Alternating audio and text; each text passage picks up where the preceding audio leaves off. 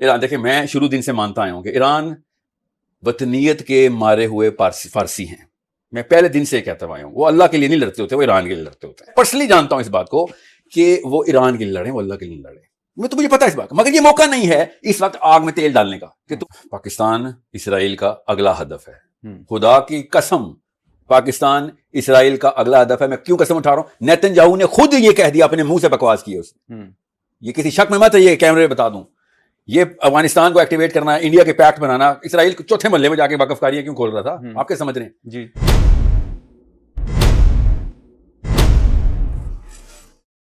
ایران نے جتنی مرضی بیسس کے اوپر حملہ کیا ہو, اس کو ڈسرپشن اسٹریٹجی بولتے ہیں. ڈسٹریکٹ کرنا ضروری ہے, بیکاز آپ نے ایک نام بہت بڑا جو نہیں لیا, جو کہ اسرائیل کا پٹھو بنا رہتا ہے, وہ ہے ترکی.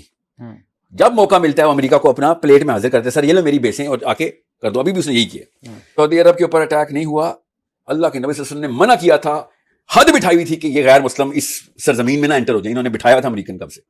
امریکہ کی بیس دنیا کے ہر ملک میں ہو, اسلام آباد میں ہو, مگر حجاز میں نہیں ہونی چاہیے. ارامکو کو حجاز سے باہر ہونا چاہیے تھا. ارامکو تیل کی کمپنی سر جو بھی ہے وہ غیر مسلموں کو اسٹے کی اجازت نہیں, گزرنے کی حجاز اجازت میں. اب سعودی عرب کی سرزمین اس وقت آخری ٹائم کے اوپر بھی اور اس وقت بھی پرانے ٹائم کے اوپر بھی سینٹر آف اسلام ہی رہے گی. اس کی سینکٹیٹی پاکستان انڈونیشیا کے برابر نہیں ہے. اب اس ایران جب اٹیک کرتا ہے نا, تو ایران, آپ نے جو سوال کیا تھا انہوں نے کہ کیا امریکن ایمبیسی پہ اٹیک کرنا پاکستان کی سورنٹی کے خلاف ہے؟ بالکل بھی نہیں. قطر پہ اٹیک کیا جب کیا تھا انہوں نے, تو کون سی جگہ پہ اسرائیل نے اٹیک کیا تھا؟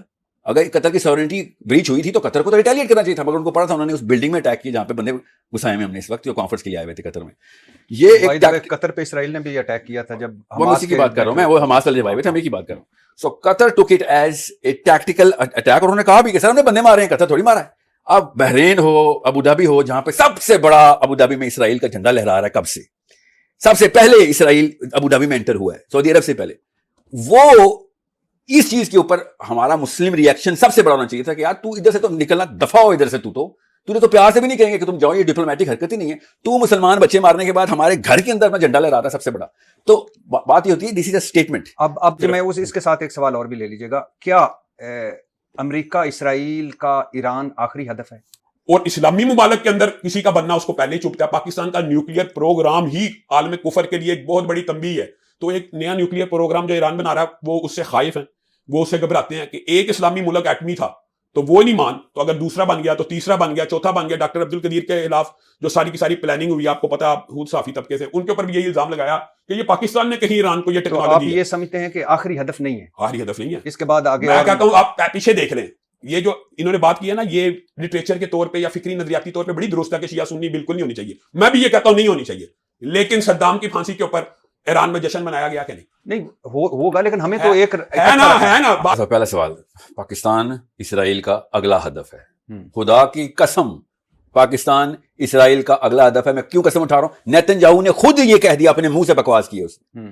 یہ کسی شک میں مت ہے, یہ کیمرے بتا دوں, یہ افغانستان کو ایکٹیویٹ کرنا, انڈیا کے پیکٹ بنانا, اسرائیل کو چوتھے محلے میں جا کے وقف کاریاں کیوں کھول رہا تھا, آپ کیا سمجھ رہے ہیں؟ جی ریجیم چینج ہو پائے گا ایران کی.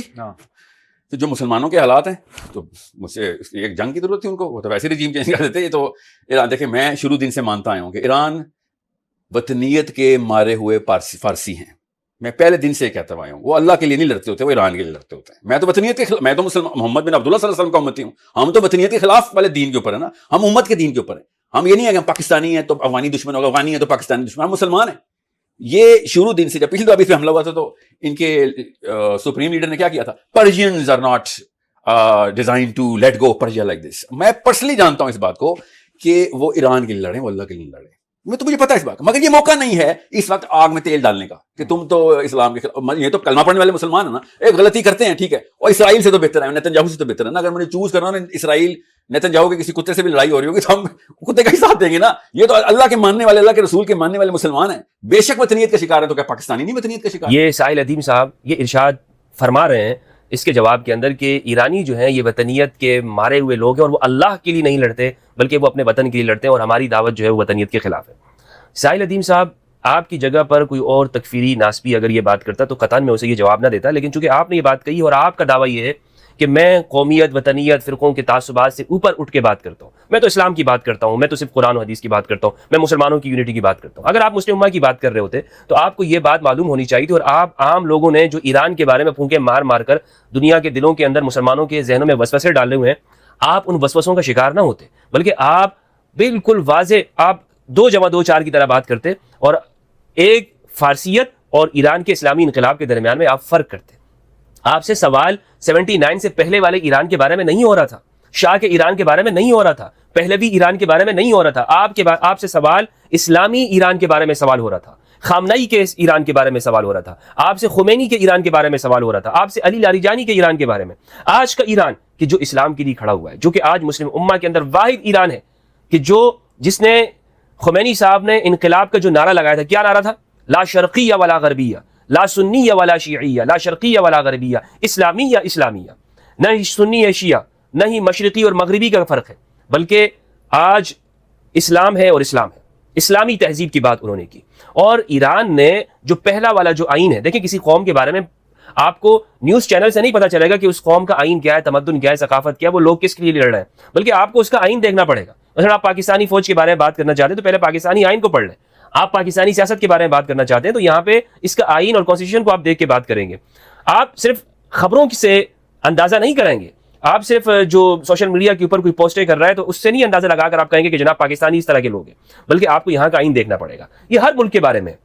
ایران کا آئین کیا ہے اور بنایا کس نے ہے؟ 79 کے بعد جو پارلیمنٹ ہے انہوں نے اسلامی جمہوریہ ایران اس کا نام رکھا ہے. کیا نام ہے؟ اسلامی جمہوریہ ایران. وہ صرف جمہوریہ نہیں ہے، تمام مسلمانوں کے ممالک کے اندر پاکستان، اسلامی جمہوریہ پاکستان، اور دوسرا ہے اسلامی جمہوریہ ایران، کہ جس کے نام کے ساتھ اسلامی بھی ہے اور جمہوریہ بھی ہے. تو یہ آپ کی ایک سطحی سوچ کے مطابق آپ نے بات کی. بہت اس سے مجھے بہت دکھ ہوا کہ یہ ساحل ادیم صاحب کیسی بات کریں اور آپ کہہ رہے ہیں کہ وطنیت. اور پہلی بات تو میں آپ کو یہ بتاتا چلوں کہ بالکل وطنیت کی نفی اسلام نے کبھی نہیں کی، کہ آپ اپنی نیشنلزم کی جو سوچ ہے یہ بالکل یکساں غلط ہے. نہیں، کسی جگہ اسلام نے یہ بات نہیں کی کہ آپ کو اپنی قوم کی بات نہیں کرنی چاہیے، آپ کو اپنی قوم کے لیے، اس کی ترقی کے لیے، اس کی تمدن کی بات نہیں ہونی چاہیے. یہ ہرگز اسلام کی سوچ نہیں ہے جو ہمارے یہاں مسلمانوں میں آپ ڈالنا چاہ رہے ہیں. اور دوسرے لوگ کھڑے ہوئے ہیں کہ جناب وطنیت بالکل اسلام کے خلاف ہے. اس پر خیر میں الگ سے بات کروں گا. یہاں آج کا جو موضوع یہ ہے کہ کیا ایران جو ہے وہ وطنیت کے لیے لڑ رہے؟ کیا خامنئی صاحب نے اپنی شہادت وطنیت کے لیے دی ہے، فارسیت کے لیے دی ہے؟ وطنیت کے مارے ہوئے شخص ہے. کیا علی لاریجانی وطنیت کا مارا ہوا شخص ہے؟ کیا یہ ایرانی جتنے جو شہادتیں دے رہے ہیں یہ ساری کی ساری وطنیت کے مارے ہوئے اور فارسیت کے مارے ہوئے لوگ ہیں؟ آپ کیسی بات کر رہے ہیں؟ آپ فلسطین اور دوسرے ممالک کی بات کرتے ہیں، مسلمانوں کی. تو مجھے ساحل ادیم صاحب اپنے دل پر ہاتھ رکھ کے بتائیے، ان تمام مسلم ممالک کے اندر بلکہ تمام مسلمانوں کے اندر کون ہے وہ ملک یا کون ہے وہ لوگ کہ جنہوں نے ان لوگوں کی بات کی؟ یعنی آج جو ایران کے اندر جو کچھ ہو رہا ہے، کیا یہ شرق اوسط کے اندر ایران کی پالیسی کی وجہ سے نہیں ہو رہا؟ کیا یہ فلسطین کے اوپر آواز اٹھانے کی وجہ سے نہیں ہو رہا؟ کیا یہ فلسطین کے لوگوں کی وجہ سے ایرانی شہید نہیں ہو رہے؟ تو بات صرف اور صرف یہ ہے، مجھے بھی یہی لگتا ہے کہ کہیں نہ کہیں ساحل ادیم صاحب آپ یا تو پروپیگنڈا اور وسوسوں کا شکار ہے. میں تو پروپیگنڈا نہیں کہنا چاہوں گا، وسوسے کہنا چاہوں گا کہ جو شیطانی میڈیا نے آپ کے دماغ میں ڈال دیے ہوں گے اور آپ اس کے شکار ہو گئے. یا دوسری بات یہ ہے کہ آپ بھی اندر سے بغض رکھتے ہیں. پھر میں یہاں پر ایران کا آئین آپ کے سامنے پیش کرنا چاہتا ہوں. آپ بہت یہاں پہ بات کرتے ہیں تحقیق کی، تو یہ ایران کے آئین کے اندر یہ بات ہے بنیادی طور پر کہ یہ ہر مظلوم کی حمایت کی اساس کے اوپر بنا ہے. یہ ایران کے آئین میں یہ بات لکھی ہوئی ہے کہ دنیا بھر کی جو مظلوم اقوام ہیں ان کی حمایت ہم کریں گے. جہاں پر بھی ظلم ہو رہا ہوگا ہم اس کے لیے آواز اٹھائیں گے. مجھے بتائیے جدھر بھی ظلم ہوتا ہے وہاں پر ایران اس کے خلاف آواز اٹھاتا ہے یا نہیں اٹھاتا؟ تکفیریوں کے خلاف، داعشی اور ISIS کے خلاف لڑنے والے کون لوگ ہیں؟ مسلم ممالک کے اندر صرف ایک ایران نہیں رہ گیا کہ جو ظلم کے خلاف کھڑا ہوا ہے. ایران کا یہ آئین ہے اور قرآن مجید کی یہ آیت انا خلقناکم من ذکر و انثی وجعلناکم شعوبا وقبائل لتعارفوا ان اکرمکم عند اللہ اتقاکم. سورہ حجرات کی آیت ہے کہ اے لوگوں ہم نے، سب انسانیت سے قرآن مخاطب ہو رہا ہے کہ اے لوگوں ہم نے تمہیں مرد اور عورت سے پیدا کیا ہے اور یہ جو تمہارے اندر مختلف قومیں اور قبیلوں کے اندر ہم نے تمہیں بانٹا ہے تو یہ اس لیے تاکہ تم ایک دوسرے کی پہچان کر سکو، اور تم میں جو معزز ہے وہ اللہ کے ہاں وہ شخص ہے کہ جو متقی ہے. اس آیت میں اللہ سبحانہ و تعالیٰ نے قومیت کی نفی نہیں کی بلکہ قومیت کا مثبت پہلو لوگوں کے سامنے اجاگر کیا ہے کہ قومیت ہم نے اس لیے پیدا کی ہے، مختلف قوموں اور قبیلوں کے اندر اس لیے بانٹا ہے تاکہ تم ایک دوسرے کو پہچان سکو. یہ ایرانی ہے، پاکستانی ہے، ہندوستانی ہے، ورنہ تو پہچان کیسے ہوگی لوگوں کی؟ تو قومیت ہرگز ہی اسلام اس کی نفی نہیں کرتا. جو یہ کہتا ہے نا قومیتوں کی نفی ہونی چاہیے، بس ہم سب مسلمان ہیں اور پاکستان اور ایران کو کوئی فرق نہیں ہونا چاہیے، پاکستان اور سعودی عرب کا کوئی فرق نہیں ہونا چاہیے، وہ اسلام سے واقف نہیں ہے. اسلام قرآن مجید یہ کہتا ہے کہ آپ قومیتوں کے اندر اس لیے بانٹے گئے ہیں تاکہ پہچان ہو سکے اور تمہارے درمیان میں فرق کیا جا سکے کہ یہ فلاں قوم کا ہے. اچھا، لیکن اس قومیت پر امتیاز نہیں ہے. اور یہی بات ایران کے اندر ہے کہ ایران اپنی فارسی تہذیب کے ساتھ ضرور جڑا ہوا ہے. یہ بہت مشکل ہوتا ہے کہ ایران انقلاب کے بعد، اسلامی انقلاب کے بعد، وہ 6000 سالہ اپنی تہذیب کو، فارسیت کو چھوڑ دے اور وہاں پر، یعنی آپ کا مطلب کیا ہے کہ اسلامی ہونے سے مراد عربی زبان ہے، عربی لینگویج نافذ کرنا ہے، مطلب پاکستان کے اندر عربی نافذ کر دیں، وہاں دنیا بھر کے اندر عربیت نافذ کر دیں. تو اس سے عربی لینگویج نافذ کرنے سے کیا آپ کے اندر غیرت پیدا ہو جائے گی؟ جو عربی آج ہیں وہ اسلام کے لیے نہیں کھڑے ہو رہا ہے، تو جن ممالک کے اندر جو عربی نہیں ہے وہاں پہ عربی زبان پڑھنے سے کیا آپ کے اندر غیرت آ جائے گی؟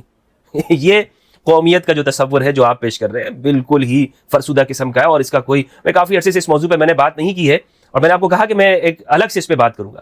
آج میں صرف ایرانی اسلامی انقلاب کے حوالے سے گفتگو کر رہا ہوں کہ جس میں آپ کہہ رہے ہیں کہ یہ لوگوں نے وطنیت کے لیے لڑنا ہے. یہ بہت غلط آپ نے بات کی ہے. آپ نے پورا جو اپنا محنت ہے اس کے اوپر پانی پھیر دیا ہے، اور جو آپ نے اس موضوع کے اندر جو آپ گفتگو کر رہے تھے ارشاد بھٹی صاحب کے ساتھ، میں سمجھتا ہوں کہ آپ نے دودھ کے اندر جو ہے وہ زہر کے قطرے ڈال دیے، اور بالکل ہی من گھڑت قسم کی آپ نے. اور ملک کا سرکاری کیلنڈر ہجرت رسول سے شروع ہوتا ہے، ہجرت رسول سے، اور مزید اس میں کیا کریں اسلامی بنانے میں مجھے بتائیں، اور کیا کریں؟ یا علی کا نام نعرہ وہ لگاتے ہیں، خیبر کا نعرہ وہ لگاتے ہیں، اسلام کے لیے مسلمانوں کی حمایت اور مظلوم کی حمایت کی بات وہ کرتے ہیں. اب بھی آپ کو وہ اللہ کے لیے نہیں لڑتے ہوئے دکھائی دے رہے، تو اپنی آنکھوں سے تعصب کا پردہ اٹھا لیجئے. ساحل ندیم صاحب، اپنی آنکھوں سے یہ پردہ اٹھا لیجئے کہ جو صرف اور صرف اس لیے آپ کے آنکھوں کے اوپر اور دماغ کے اوپر مسلط ہو گیا ہے کہ آپ ایران کے بارے میں نہیں جانتے اور وسوسوں کا شکار ہو گئے.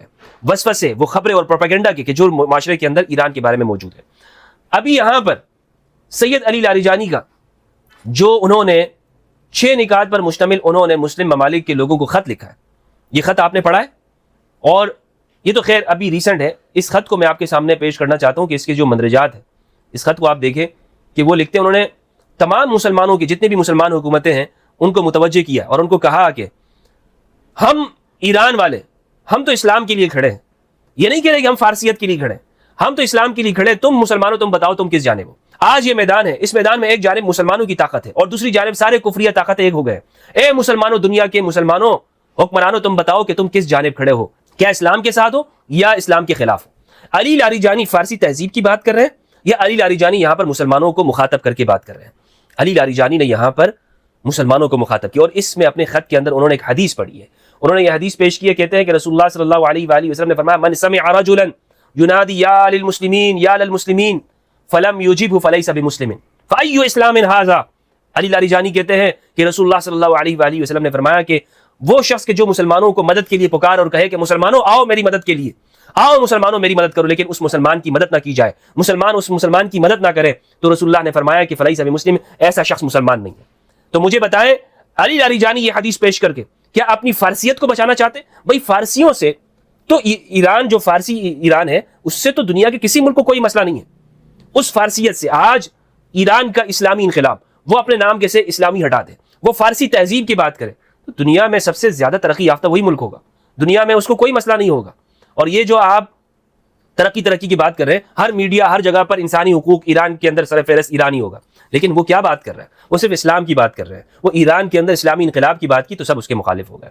تو یہ آپ اپنے اسٹیٹمنٹ کے اوپر توجہ دیجیے گا. میں آپ سے گزارش کرنا چاہتا ہوں کہ اس پر آپ کو چاہیے کہ آپ پوری قوم سے معافی بھی مانگیں اور اس پر اپنی تحقیق کو درست کریں.